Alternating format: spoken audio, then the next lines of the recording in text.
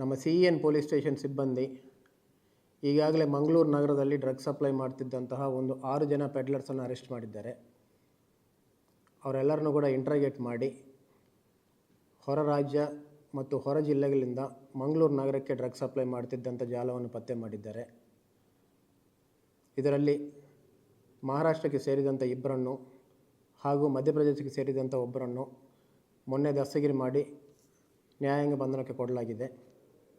ಅಷ್ಟೇ ಅಲ್ಲದೆ ಬೀದರ್ ಮೂಲದ ಒಬ್ಬ ಡಾಕ್ಟ್ರನ್ನು ಕೂಡ ನಿನ್ನೆ ದಸ್ತಗಿರಿ ಮಾಡಿ ಅವರನ್ನು ಕೂಡ ನ್ಯಾಯಾಂಗ ಬಂಧನಕ್ಕೆ ನೀಡಲಾಗಿದೆ.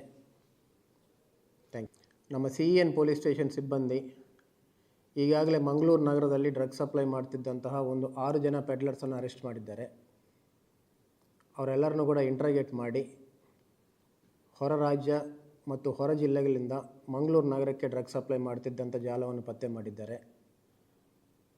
ಇದರಲ್ಲಿ ಮಹಾರಾಷ್ಟ್ರಕ್ಕೆ ಸೇರಿದಂಥ ಇಬ್ಬರನ್ನು ಹಾಗೂ ಮಧ್ಯಪ್ರದೇಶಕ್ಕೆ ಸೇರಿದಂಥ ಒಬ್ಬರನ್ನು ಮೊನ್ನೆ ದಸ್ತಗಿರಿ ಮಾಡಿ ನ್ಯಾಯಾಂಗ ಬಂಧನಕ್ಕೆ ಕೊಡಲಾಗಿದೆ. ಅಷ್ಟೇ ಅಲ್ಲದೆ ಬೀದರ್ ಮೂಲದ ಒಬ್ಬ ಡಾಕ್ಟ್ರನ್ನು ಕೂಡ ನಿನ್ನೆ ದಸ್ತಗಿರಿ ಮಾಡಿ ಅವರನ್ನು ಕೂಡ ನ್ಯಾಯಾಂಗ ಬಂಧನಕ್ಕೆ ನೀಡಲಾಗಿದೆ.